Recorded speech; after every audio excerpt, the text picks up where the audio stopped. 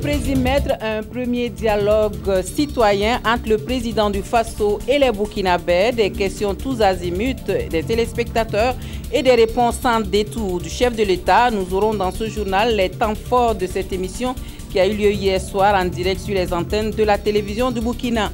Le fleuve Moune menacé d'ensablement par les actions de l'homme. Des préoccupations sont prises pour la protection du cours d'eau, mais le danger plane toujours. Un aperçu des risques dans ce journal. Voilà, c'est le menu de ce journal. Bonjour à tous, bienvenue au 13h15 de la télévision du Burkina. Un excellent appétit si vous êtes à table. Ainsi donc, le président du Faso avait rendez-vous avec les Burkinabés hier soir en direct sur les antennes de votre télévision nationale. C'était dans le cadre d'une émission Présimètre initiée par le CODEL et l'ONG Diaconia.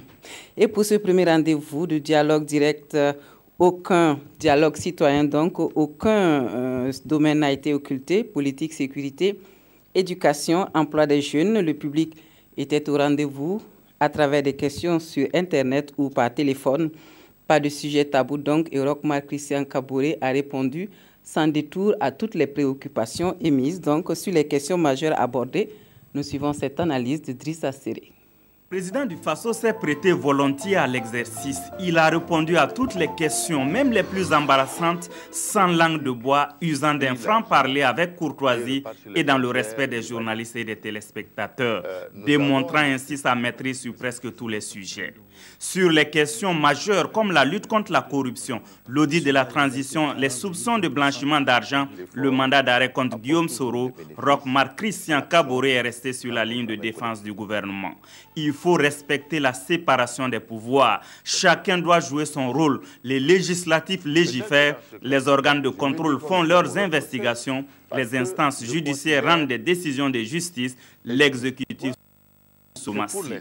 Comment va-t-on encadrer l'action des Kogloégo? Là aussi, le président du Faso réitère sa position. Les Kogloégo qui font bien leur travail de sécurisation des populations seront encouragés par l'État. Les brebis galeuses répondront devant la justice. N'y a-t-il pas un risque que ces groupes d'autodéfense dans leur dérive se comportent comme les anti-Balaka en Centrafrique ou les Janjaouides au Soudan? Le président du Faso a été clair. Le contexte varie d'un pays à un autre. En Centrafrique, il s'agit d'un problème religieux, tandis qu'au Soudan, le problème est ethnique. Les Kogloégo cherchent à combler un vide sécuritaire. En ce qui concerne le cas de Nagaré dans le département de Logobou, où les élèves ont molesté des enseignants et déchiré le drapeau, le gouvernement reste ferme. Il faut appliquer la loi dans toute sa rigueur pour restaurer l'autorité de l'État. Le président a fait référence à un autre mauvais exemple donné par les élèves de Fada qui ont manifesté pour s'opposer à la répression d'un cas de viol. Les faits se sont plutôt déroulés à Diapaga. Le lapsus du président traduit l'importance que le gouvernement accorde à la lutte contre l'incivisme de façon générale et dans la région de l'Est de façon particulière. Les citoyens lambda reprochent au gouvernement sa gestion des questions de sécurité et de terrorisme. Pour Rochmar Christian Kaboré, un travail est fait pour renforcer les capacités des forces de défense et de sécurité. La lutte contre le terrorisme se mène dans une synergie d'action avec tous les pays concernés, d'où les résultats obtenus dans le cadre des attentats de Grand Bassam. Le président du Faso a mis au cœur de son programme la promotion de la jeunesse et la relance de l'économie. Le Présimètre a levé un coin du voile sur les mesures annoncées par le chef de l'État et Rochmar Christian Kaboré a apporté des réponses aux questions des téléspectateurs. Nous suivons donc la synthèse des échanges avec Nyarkiteda. Dans son programme de gouvernement, le président accorde une large part à la jeunesse. Les actions n'ont pas manqué dans ce sens, selon Rochmar Christian Kaboré. Il a rappelé les mesures annoncées en faveur de la jeunesse, la construction de classes et d'amphithéâtres pour les élèves et les étudiants. Nous sommes dans une contrainte de la situation que vous connaissez et nous avons pris l'engagement de construire autant d'écoles pour permettre effectivement à nos enfants de pouvoir être dans les meilleures conditions de réussite scolaire. Le second problème sur lequel nous devons également travailler, qui est concomitant, c'est de faire en sorte que également nous puissions faire un effort sur le taux de natalité. Le recrutement d'enseignants pour le poste primaire, d'agents communautaires dans la santé et le recrutement de 19 000 jeunes dans la fonction publique cette année. Pour lui, les jeunes recrutés de façon ponctuelle pourraient intégrer à terme la fonction publique. Les jeunes du secteur informel ne sont pas en reste. Dans sa stratégie de promotion du secteur informel, le gouvernement encourage les jeunes à se mettre ensemble pour créer des entreprises structurées et profiter des financements des fonds nationaux. À travers la loi des finances rectificative, le gouvernement soutient la filière coton. Cela pourrait aider les femmes à développer leurs activités dans le domaine du tissage et la confection de façon d'Anfani. Quant à une augmentation des salaires à l'image de ce qui a été accordé aux magistrats, le président du Faso n'y voit pas d'inconvénient. Mais je suis également conscient, comme il l'a dit, que ce soit au niveau des médecins, que ce soit au niveau des enseignants, qu'il y a des situations qui sont difficiles. C'est pourquoi déjà, nous avons instruit le ministre de la Santé de réfléchir à la fonction publique hospitalière pour que nous puissions, dans les années à venir, voir également qu'est-ce que nous pouvons faire. Cependant, il pose des conditions. Si les agents sont à leur poste, à l'heure, s'ils travaillent à l'augmentation des recettes, si l'incivisme fiscal est combattu, le gouvernement pourra faire l'effort d'augmenter de façon substantielle les salaires. À ce niveau, le téléspectateur est quelque peu resté sur sa soif. Il s'attendait plutôt à une proposition concrète de la part du président, vu que ce point fait partie des revendications des syndicats depuis des années. Enfin, l'accès à l'eau potable, le talon d'Achille du nouveau pouvoir. Dans son programme quinquennal, le président du Faso promet 0 corvée d'eau pour les femmes.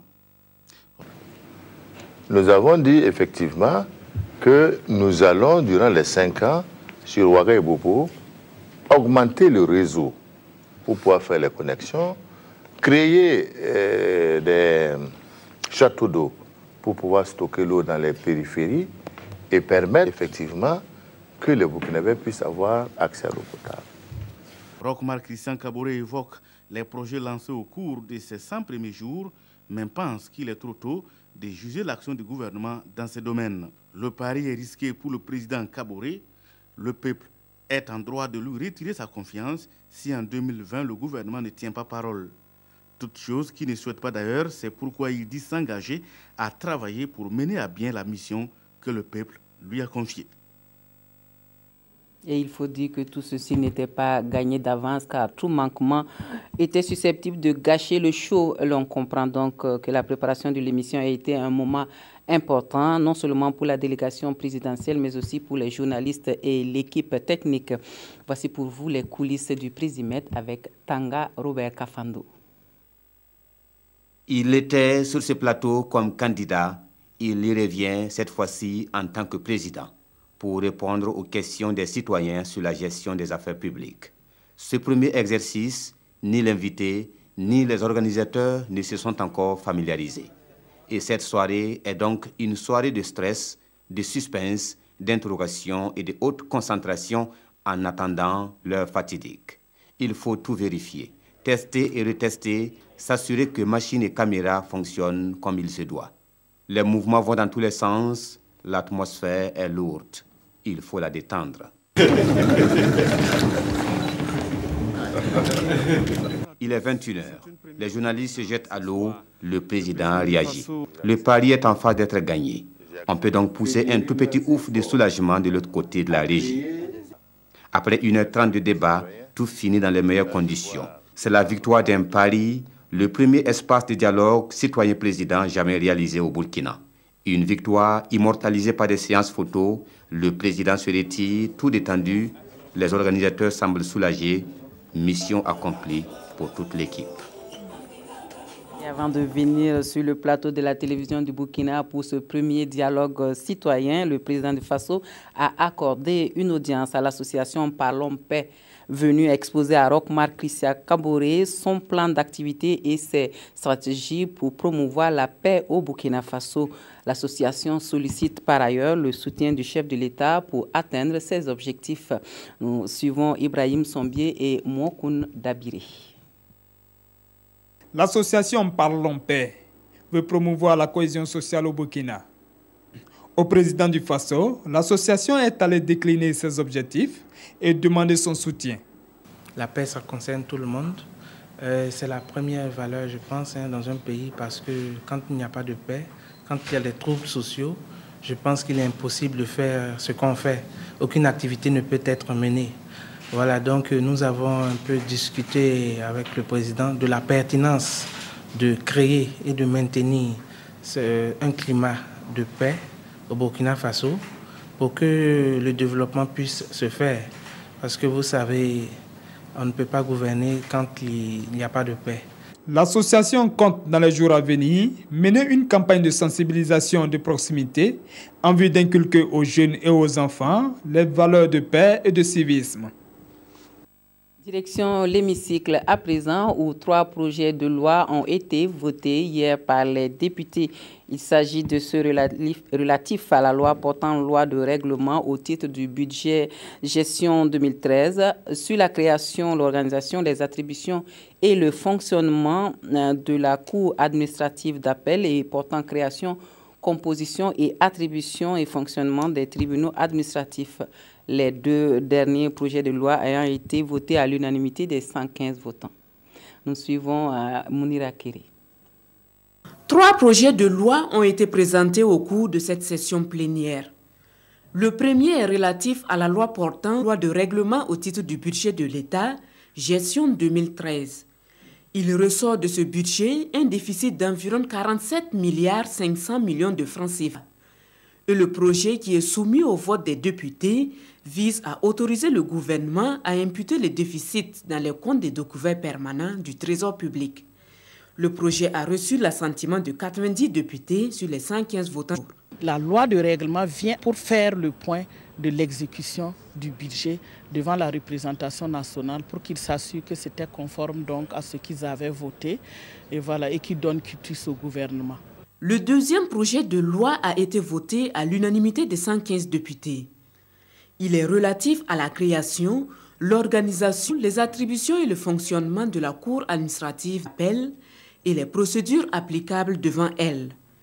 Une loi qui, selon le ministre en charge de la Justice, répond au souci du Burkina de parachever la mise en place de son ordre administratif. La Cour administrative d'appel est une juridiction qui permet, lorsqu'un justiciable va devant une première juridiction qu'on appelle de fond, le TGI pour l'ordre judiciaire et le tribunal administratif pour l'ordre administratif, de faire juger une seconde fois son affaire. L'avantage, c'est que ça permet de réexaminer l'affaire avec des magistrats plus expérimentés et peut-être en tenant compte aussi de la décision qui a été rendue au premier niveau. Le troisième projet est relatif à la loi portant création, composition, attribution et fonctionnement des tribunaux administratifs. 114 députés ont voté en sa faveur contre une abstention. Et le ministre en charge de la sécurité intérieure qui était face au Kogloego de Zorgo. Les échanges se sont déroulés dans le sens d'un meilleur recadrage des actions de ces groupes d'autodéfense et à Simon Compaoré d'attirer l'attention sur les dérives constatées. L'appel lancé ici aussi, c'est la collaboration avec les forces de sécurité. Le point avec Nongba Kouda et Bouma Ernest Nebié. Après une brève rencontre avec les chefs coutumiers et les responsables religieux de Zorgo, place aux échanges avec les Koglogo de la localité proprement dit. Simon Compaoré ne leur cache pas son indignation face aux services corporels qu'il inflige à leurs cibles. Les amendes exigées aux voleurs et le port illégal des armes par les Koglogo sont également dénoncés ici par Simon Compaoré, qui invite par ailleurs les Koglogo à collaborer avec les forces de sécurité. Nous les invitons à éviter ces genres de dérapage parce que s'il y a ces genres de dérapage, la loi ne peut pas s'appliquer. Mais nous avons reconnu que nous avons besoin de ces genres d'initiatives pour épauler les forces de sécurité, les forces de défense qui sont sur le terrain. Les représentants des Koglogo apprécient positivement la démarche du ministre en charge de la sécurité. N'y pas ce qui leur est reproché, mais dénoncent certaines complicités des forces de sécurité avec les délinquants. Prendre le volet comme ça, donner avec le police ou bien au commissariat, bon, tu donnes aujourd'hui, demain tu laisses. Donc c'est à cause de ça qu'on juge avec nous-mêmes aussi. Bon, si le police qui vient travailler avec nous là, bon, pas de problème entre nous. la main, il prend aujourd'hui et laisse demain. Les Koglogo demandent également à l'État une aide financière, toute chose qui leur permettra de cesser d'amender les délinquants qu'ils capturent. Cela demande que nous puissions nous voir, regarder ce qui est possible, ce qui n'est pas possible, et vous saurez ce qui aurait été décidé en la matière. Et c'est par cette phrase que le ministre en charge de la sécurité intérieure met fin à la rencontre. Vive les Koglogo qui respectent la loi! De l'actualité, la 19e journée nationale du paysan qui ouvre ses portes demain à Tinkodogo va aborder toutes les préoccupations du monde rural, dont la question de la gestion des ressources en eau qui s'avère récurrente au Burkina Faso. Le plus important fleuve du pays, le Moun, est menacé d'ensablement pour cause de l'action de l'homme. Les acteurs de l'environnement ont pris des mesures de protection, mais le risque demeure. Julien Bayala, Karim Ouedraogo et Paul Sawadogo nous font le point de ce cours d'eau. D'une distance d'environ 280 km dans la région, les fleuves Mouhoun et Sourou sont couverts de gauche à droite d'une mince forêt qui les protège contre l'ensablement. Mais dans ces derniers temps, cette forêt est menacée et le risque est énorme. Que ce soit au niveau du Sourou, que ce soit au niveau de Mouhoun, et même que ce soit au niveau du lac de barrage du Sourou, il faut dire que de manière générale, c'est une problématique véritable au niveau de la région. Si des actions ne sont pas menées dans le sens donc, de véritablement protéger les berges, nous allons nous retrouver à une situation où, déjà qu'il y a quelques années, on disait le grenier du Burkina. Aujourd'hui, dans certains bouquins, on dit que le grenier. Je crains fort qu'à un moment donné, on dit que le grenier n'existe pas. Parce que quoi qu'on dise, le Moun, c'est lui qui fait la raison de beaucoup du monde. Le phénomène de dégradation dû à de l'eau et des animaux est très élevé. Ces mesures sont prises pour éradiquer le fléau. Depuis la phase de sensation jusqu'à la phase de boiement, il y a un nombre d'étapes nécessairement qu'il faut si vous obtenez un bon résultat. Une fois que vous faites le bourrage, alors c'est comme je le disais tantôt, nous avons des espèces fixatrices du sol. Et à 15 mètres, donc, la bande de 15 mètres, c'est ce qu'il faut. Déjà, elles commencent à jouer leur rôle de fixation. Selon la réglementation, toute activité agricole doit être mise à au moins un fleuve. La sensibilisation dit toujours la protection des berges. Alors, la difficulté que nous rencontrons, c'est notamment la réticence des populations vis-à-vis de la réglementation matière et la protection des berges. Il y a des actions de pression, mais il faut aussi que très souvent, nous faisons face à une population qui est prête à réagir par rapport à une action. Les fleuves Mouhoun et Sourou revêtent une grande importance aussi bien pour la région que pour les pays. Un certain nombre de projets et d'ONG accompagnent les acteurs de l'environnement pour la protection des berges.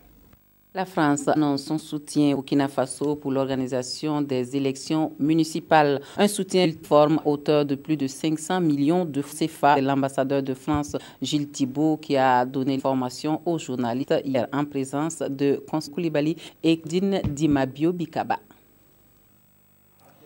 Pour les élections municipales 22 mai prochain, la France annonce donc des soutiens. Un soutien qui chiffrerait à environ 500 millions de francs CFA.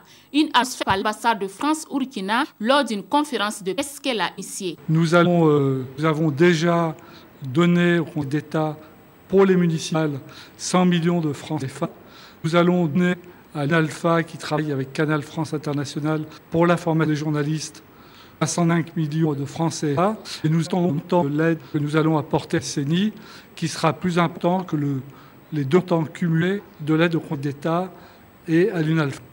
était présent le Conseil d'État, acteur clé de ces élections, ainsi que l'UNALPHA, qui devra coordonner avec France Internationale les formations en droit des médias. On a également décidé de prolonger l'expérience de Face Média, qui va permettre aux journalistes d'informer par des radios en lieu national, mais aussi par le biais des télévisions, les citoyens sur les enjeux de ce dernier rendez-vous qui va marquer l'avènement de la démocratie burkinabé.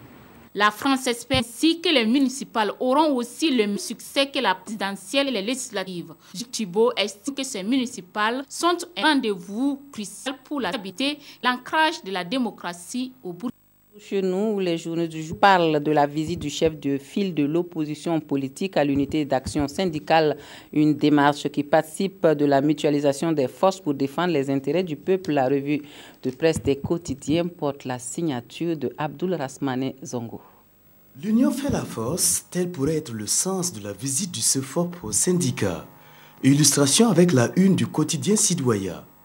L'opposition politique à la recherche d'un allié, titre le journal d'État et Zéphirin Diabré de préciser, il était important pour nous de renouer le contact avec les syndicats afin de converger dans la défense des intérêts généraux des Burkinabés. Ce que le journal Le Quotidien qualifie de mutualisation des forces pour défendre les intérêts du peuple. Cette opération ou tentative de séduction syndicale est renchérie chez notre confrère de l'Observateur. Nous vous soutiendrons dans toutes vos actions, clame le chef de file de l'opposition politique.